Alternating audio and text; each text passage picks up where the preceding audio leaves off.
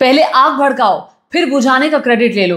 पहले हमला करो, धमकी दो और उसके बाद सीज फायर का ऐलान कर दो। जी हां, डोनाल्ड ट्रंप अमेरिकी राष्ट्रपति ने ईरान और इजराइल के बीच सीज फायर कराने का ऐलान किया है और बाकायदा यह भी कहा कि मुझे बताते हुए खुशी हो रही है, ना इजराइल की तरफ से कहा गया ना ईरान की तरफ से कहा गया, सबसे पहले सीज फायर का ऐलान करने में डोनाल्ड ट्रंप माहिर हैं। याद है आपको, भारत और पाकिस्तान के बीच जब बहुत टेंशन चल रही थी तो सीज फायर का ऐलान अमेरिकी राष्ट्रपति डोनाल्ड ट्रंप ने किया था। अब ये दुनिया के नए चौधरी बन गए हैं अमेरिकी राष्ट्रपति डोनाल्ड ट्रंप। अब ये बात बहुत अचंभित करने वाली है कि 12 घंटे के बीच ही अमेरिका के मिडिल ईस्ट में सबसे बड़े एयरबेस अल उदैद एयरबेस पर ईरान हमला करता है, उसके चंद घंटों के बाद ही सीज फायर का ऐलान हो जाता है। आप इमेजिन कर रहे हैं कि अमेरिकी एयरबेस पर हमला और अमेरिका ही सीज फायर करा रहा है, यानी कि अमेरिका को कोई फर्क नहीं पड़ता कि उनके एयरबेस पर हमला कर दिया गया, या फिर ये एक फिक्स्ड मैच की तरह था, या फिर पहले से ही ये तय था कि ईरान हमला करेगा, अमेरिका को नुकसान नहीं होगा। जानकार यही कह रहे हैं कि अमेरिका को नुकसान नहीं हुआ और जो हमले ईरान के परमाणु ठिकानों पर, जिन 3 ठिकानों पर यूएस ने किए, वहां पर भी ईरान को ज्यादा नुकसान नहीं हुआ। तो ये क्या जो लड़ाई चल रही है ये फिक्स्ड मैच की तरह नजर नहीं आ रही है कि पहले से ही पता है कि हमला होगा, यहां पर भी पता है हमला होगा, अमेरिका को पता है कि हमला होगा। हालांकि जानकार ये कहते हैं कि जो कतर की राजधानी दोहा के पास ही जो अमेरिका का सबसे बड़ा एयरबेस है, अल उदैद एयरबेस, जहां पर 8000 अमेरिकी पर्सनल्स मौजूद हैं, वहां पर 14 मिसाइलें ईरान ने दागी, 13 को इंटरसेप्ट करके बाकायदा हवा में ही मार गिराया आयरन डोम ने, और उसके बाद जो एक मिसाइल थी उसको जाने दिया गया, उस तरफ जाने दिया गया जहां पर ज्यादा नुकसान नहीं होता। इस तरह की जानकारी आई है। अब इस सीज फायर के ऐलान के लिए बाकायदा डोनाल्ड ट्रंप ने जानकारी ये दी है कि कतर के आग्रह पर, ध्यान दीजिएगा, कतर जो कि ईरान का one of the best friend है, कतर के आग्रह पर डोनाल्ड ट्रंप ने पहल की और उस पहल का नतीजा ये हुआ कि इजराइल, जो कि पहले से चाह रहा था कि सीज फायर हो जाए, क्योंकि इजराइल का बहुत नुकसान हो गया था, इजराइल को ये नहीं पता था कि हमारा हाल भी ऐसा हो जाएगा, हमें इतना नुकसान होगा, वहां की जनता जो है वो दहशत के साए में जीगी। अब देखिए, आपने यहाँ पर 12 दिन इजराइल युद्ध नहीं झेल पाया और सीज फायर के लिए वो बाकायदा काफी इंटरेस्टेड नजर आया। और उधर गाजा में पिछले 18 महीनों से युद्ध चल रहा है, वहां के लोग कितने परेशान हैं। तो अपने लोगों की परवाह की इजराइल ने, अपने लोगों का दर्द तो दिखाई दे रहा है, लेकिन गाजा में रहने वाले लोगों का दर्द अमेरिका को और ना ही इजराइल को नजर आ रहा है। उन लोगों को उनके हाल पर छोड़ दिया गया, उन लोगों की दुख तकलीफें, खाना पीना रहना सब खराब करके इजराइल सिर्फ अपने लोगों को देख रहा है। और इन 12 दिनों में इजराइल के तोते उड़ गए, अगर मैं ये कहूं तो गलत नहीं होगा। अब देखिए, डोनाल्ड ट्रंप क्या कर रहे हैं। डोनाल्ड ट्रंप दरअसल अमेरिकी एयरबेस पर ही हमला होता है, 12 घंटे भी नहीं हुए, उसके बाद सीज फायर हो जाता है। ये बिल्कुल एक फिक्स मैच की तरह था, इसमें कतई कोई शक शुबा नहीं है, ये बाकायदा एक फिक्स मैच की तरह था। चूंकि ईरान ने पहले से ही बता दिया था कतर को कि हम हमला करने वाले हैं, हम आपको नुकसान नहीं पहुंचाएंगे, चूंकि बेस्ट फ्रेंड है, कोई इस मूवमेंट पे पंगा भी नहीं लेना चाहता ईरान, तो बता दिया। अब क्या यूएस को भी ईरान ने बताया था, ये क्लैरिफिकेशन आना बाकी है। हालांकि कुछ ईरान के ऑफिशियल से कहते हैं कि इसकी जानकारी पहले से दे दी गई थी और चौकन्ना था अमेरिका, इसीलिए अमेरिका को कोई नुकसान नहीं हुआ। और ये तो पहले से ही तय था, जब यूएस ने ईरान की 3 परमाणु ठिकानों पर यूरेनियम को नष्ट करने के लिए, जो न्यूक्लियर बनाने के लिए इस्तेमाल किया जाता है, उसको नष्ट करने के लिए जब हमला किया था, तो तभी से ये तय हो गया था कि ईरान भी कोई बड़ा हमला करेगा। और उससे पहले ही जो यूएस मिलिट्री बेस पूरे मिडिल ईस्ट के इलाके में है, ईरान के आसपास, वहां पर पहले से ही अलर्ट था। अब देखिए, ये यूएस प्रेसिडेंट डोनाल्ड ट्रंप का ट्वीट है और ये पोस्ट है जो उन्होंने अपने सोशल मीडिया प्लेटफॉर्म ट्रूथ पर किया है, जिसके बाद ये हर जगह सर्कुलेट भी हो रहा है। अब अगर आप इसकी भाषा पर गौर करेंगे ना, ये मैं सबसे पहले वाला पोस्ट पढ़ रही हूँ। पहले तो वो मुबारकबाद दे रहे हैं सबको, कह रहे हैं कि सबको बहुत बहुत मुबारक हो, क्योंकि इजराइल और ईरान दोनों तैयार हो गए हैं कंप्लीट और टोटल सीजफायर के लिए। मतलब तारीफ करते हैं, God bless Iran, God bless middle east, God bless United states of America, God bless the world, God bless Israel. लेकिन उसके बाद जो उन्होंने एक पोस्ट किया ना, उसको भी ध्यान से देखिए। The cease fire is now in effect, अब सीज फायर शुरू हो गया है, please don't violate it, please लगा रहे हैं, प्लीज डोंट वायलेट इट। और J Trump, president of United States. आप देख रहे हैं यहाँ पर यूएस प्रेसिडेंट प्लीज कर रहे हैं, प्लीज डोंट वायलेट इट।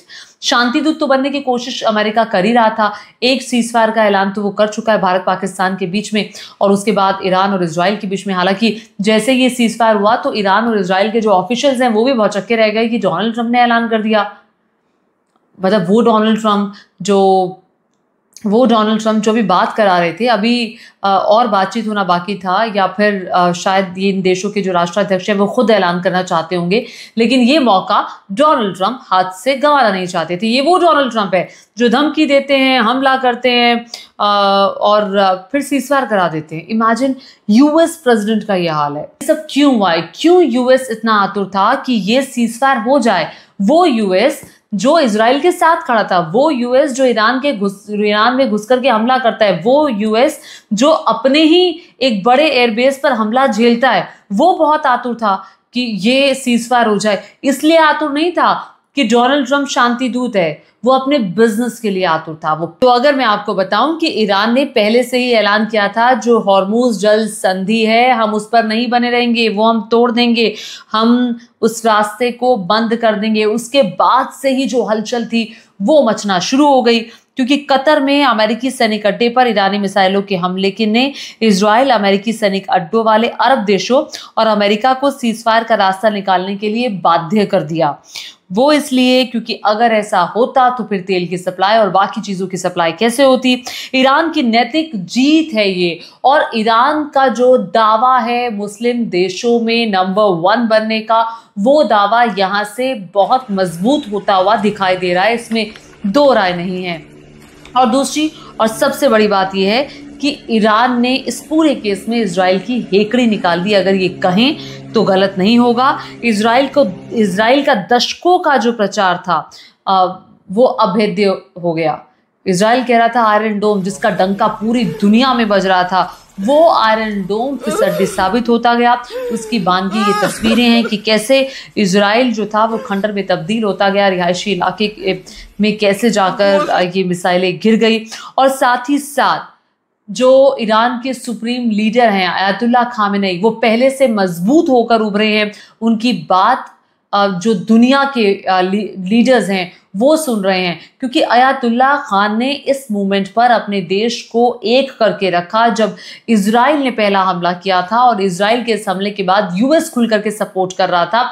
और ये वो यूएस है जो कभी कुछ कहता है कभी कुछ कहता है। यूएस पहले कहता है कि हमने 2 हफ्ते का टाइम हमने ईरान को दे दिया, हम 2 हफ्ते बाद डिसाइड करेंगे कि हम ईरान पर हमला करेंगे या नहीं करेंगे। फिर एकाएक पता चलता है कि अगले ही दिन कि ईरान की 3 जो परमाणु साइट्स थी वहां पर हमला कर दिया गया। ईरान कहता है हमें नुकसान ही नहीं हुआ, क्योंकि पहले से ही ये जानकारी थी कि यूएस हमला करेगा। ईरान ने अपना जो यूरेनियम था, न्यूक्लियर बॉम्ब्स बनाने का, उसको किसी सुरक्षित ठिकाने पर पहुंचा दिया था।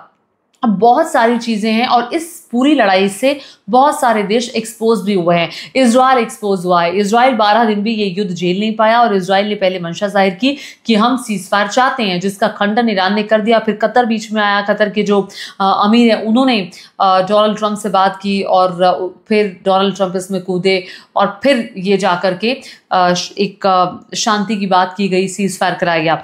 लेकिन इसी बीच पाकिस्तान भी एक्सपोज हुआ है। वो पाकिस्तान जो ईरान के साथ भी दिखने की कोशिश करता रहा, और वो पाकिस्तान यूएस के साथ भी दिखने की कोशिश करता रहा। आप सभी जानते हैं कि इस युद्ध के दौरान ही जो पाकिस्तान के सेना अध्यक्ष हैं वो गए थे डोनाल्ड ट्रंप से मिलने के लिए, लंच किया उन्होंने साथ में, और वहां पर डोनाल्ड ट्रंप ने ईरान और इजराइल युद्ध को लेकर बात की, क्योंकि पाकिस्तान जो है वो ईरान के साथ अपनी सीमा शेयर करता है, इसीलिए पाकिस्तान बहुत इंपॉर्टेंट मुल्क है इस पूरे इलाके में। और यूएस चाहता था कि हम पाकिस्तान के जो एयरबेस है उसका इस्तेमाल ईरान पर और अफगानिस्तान पर नज़र रखने के लिए करें। और साथ ही साथ अगर आप बेंजामिन नेतन्याहू की बात करेंगे तो बेंजामिन नेतन्याहू राजनीतिक दृष्टि से अगर आप देखेंगे उनकी छवि कमज़ोर हुई है, क्योंकि वो और उनका आयरन डोम हमले को रोक नहीं पाया। इजराइल का हर हिस्सा प्रभावित हुआ है। इजराइल और ईरान की दूरी बहुत ज़्यादा है, 1000 किलोमीटर से ज़्यादा की है, और ईरान जो है वो अपनी सीमाएं शेयर नहीं करता है इजराइल से और काफ़ी दूरी पर है, कई देशों को पार करके इजराइल पर हमला।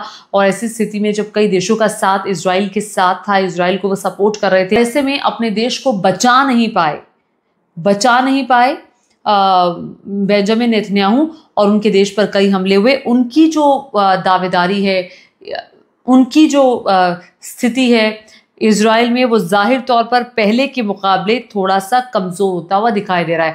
ट्रम्प का एक नारा था, मेक ग्रेट अगेन अमेरिका, तो उस नारे की तो धज्जियां उड़ती दिखाई दी, क्योंकि जब यूएस कुछ कहता है सुपर पावर अमेरिका है, यूएस जब कुछ कहता है तो पूरी दुनिया सुनती है।